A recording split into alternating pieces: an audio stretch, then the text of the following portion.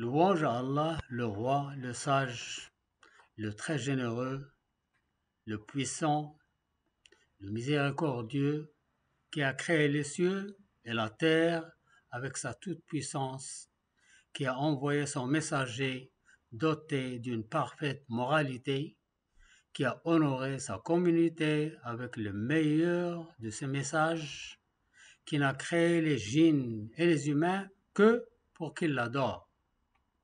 Je témoigne qu'il n'y a pas d'autre divinité que lui, et je témoigne que Sidna Mohammed sallallahu alayhi wa sallam est son serviteur et son messager, que la prière et le salut d'Allah soient sur lui, ainsi que sur sa famille et ses compagnons.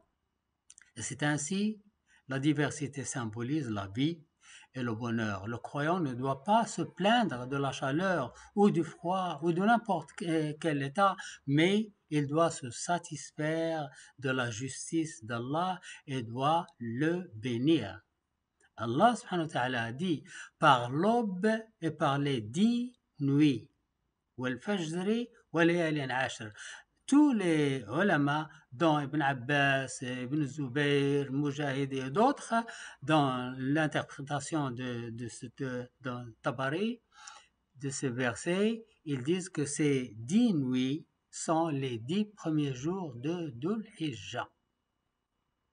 Le prophète sallallahu alayhi wa sallam a dit, il n'y a pas de meilleure journée que les 10 journées de Dhul Hijjah chez Allah. Un homme répliqua, ô prophète, ce sont-elles les mieux ou les équivalents dans le jihad, le combat pour Allah? Il a répondu, elles sont meilleures que leur équivalent dans le combat d'Allah.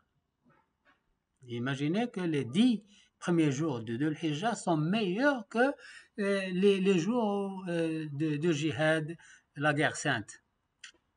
Le prophète sallallahu alayhi wa sallam a dit, les meilleures journées du monde sont les 10 premiers jours, c'est-à-dire les 10 de Dhul Hijjah.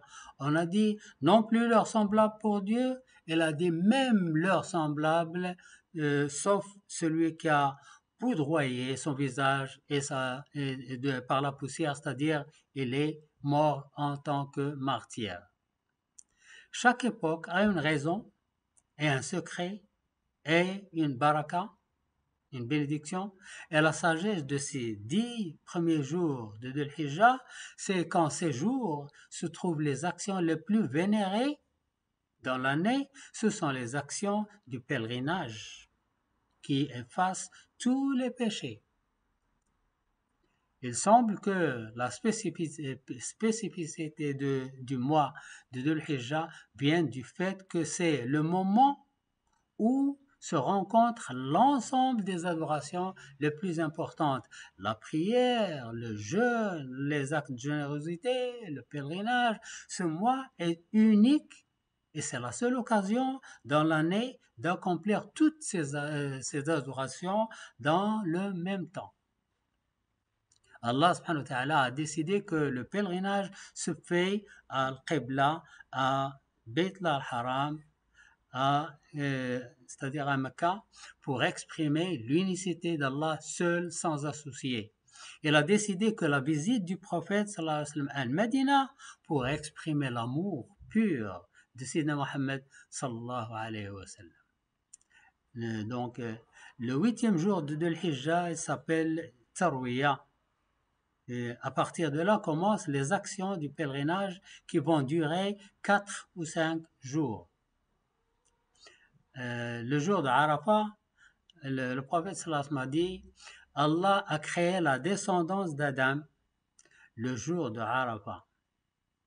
Il les a mis entre ses mains et les a interrogés. Ne suis-je pas votre Seigneur? Ils répondirent, mais si, nous en témoignons. Et dans un autre verset, Allah subhanahu wa ta'ala dit, et quand ton Seigneur tira une descendante des reins des fils d'Adam et les fit témoigner sur eux-mêmes, ne suis-je pas votre Seigneur? Ils répondirent, mais si, nous en témoignons, afin que vous ne disiez point au jour de la résurrection, vraiment, nous n'y avons pas fait attention. un homme juif, a dit à Omar al-Khattab, vous avez dans votre livre un verset, s'il est révélé sur nous, les Juifs, nous considérons ce jour une fête. Ce verset est اليوم أكملت لكم دينكم وأتممت عليكم نعمتي ورضيت لكم الإسلام دينا. Aujourd'hui, j'ai parachevé pour vous votre religion et accompli sur vous mon bienfait et j'agrée l'islam comme religion pour vous. Omar a répondu, je connais ce jour et je connais l'endroit. Ce verset est révélé le jour d'Arafat et c'était vendredi. C'est donc pour nous deux fêtes, Arafat et vendredi. Arafat est le jour le plus béni pour les musulmans et le plus pénible pour Shaitan. Satan, qui a passé toute sa vie dans la scrupule et dans l'élargement des gens, arrivé le jour d'Arafat, les musulmans se dirigent vers Allah, sollicitant près de lui pardon. Dieu leur accorde le pardon et les efforts d'Iblis sont en vain. Allahu Akbar. Donc, la nuit, après Arafat, arrive la nuit de Muzdalifa où le débordement des pèlerins de Arafat à Muzdalifa, alors qu'Allah leur a pardonné, ils effectuent la prière de Maghrib et de l'Isha combinée et raccourcie. Ils passent la nuit autour de Mash'ar al-Haram, c'est une mosquée qui s'appelle Mash'ar al-Haram, jusqu'au matin de l'Eid. Ces journées sont couronnées par le jour de l'abattage, le jour de l'Eid de l'Adha, jour de l'abattage. C'est le jour du grand pèlerinage durant lequel il y a le jet des galets, l'abattage et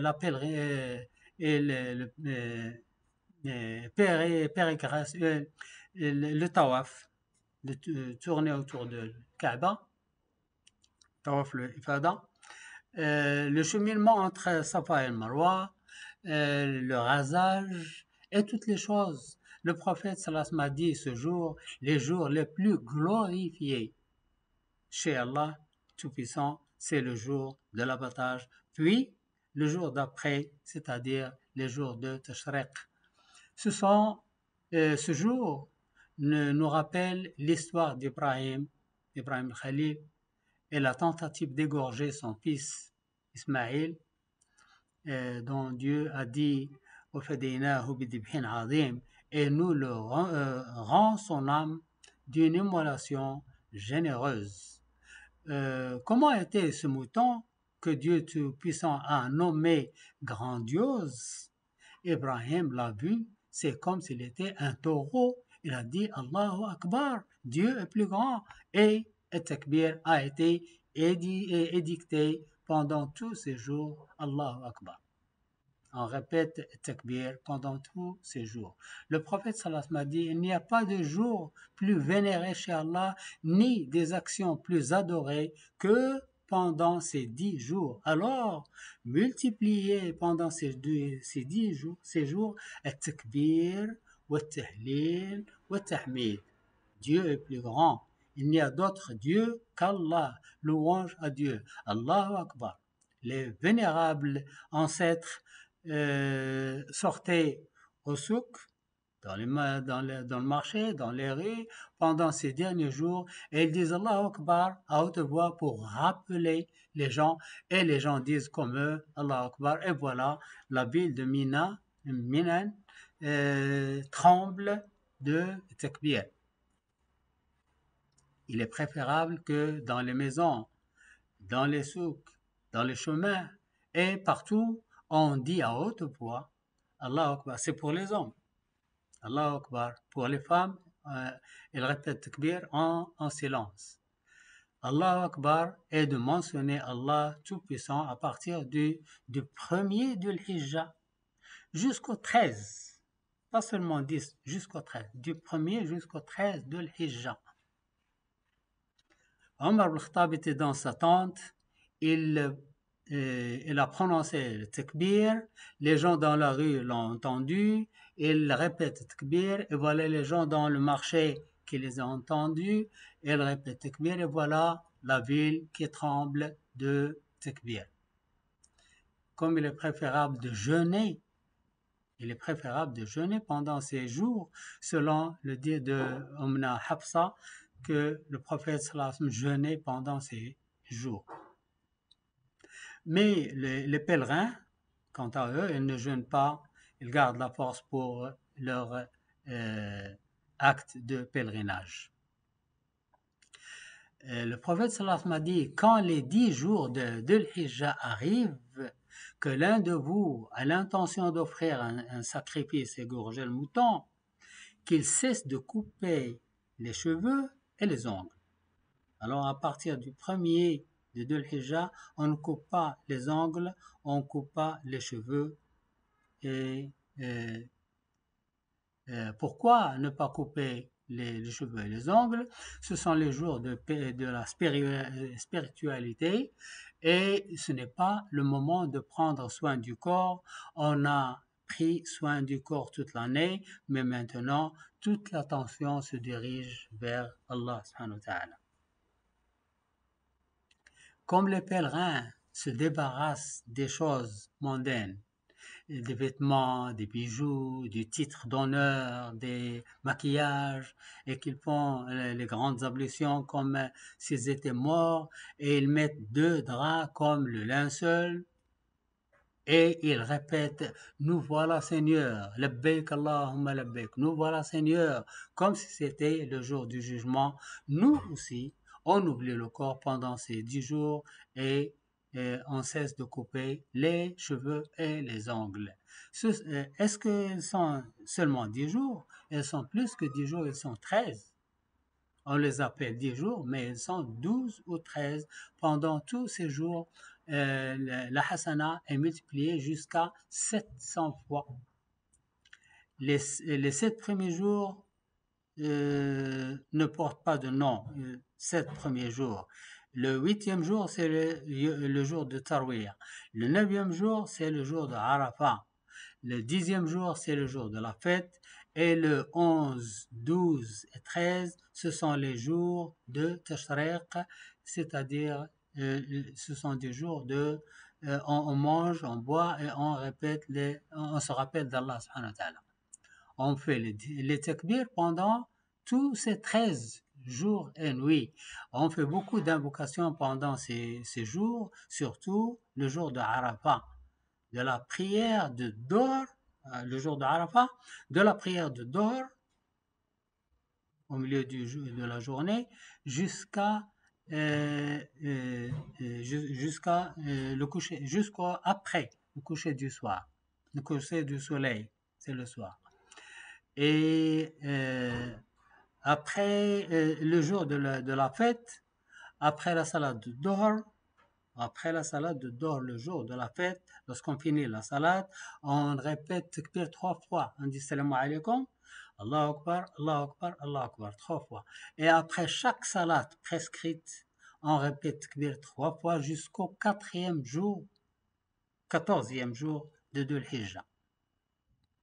Que la prière et le salut d'Allah soient sur Sayyidina Muhammad sallallahu alayhi wa sallam, ainsi que sur la famille et ses compagnons.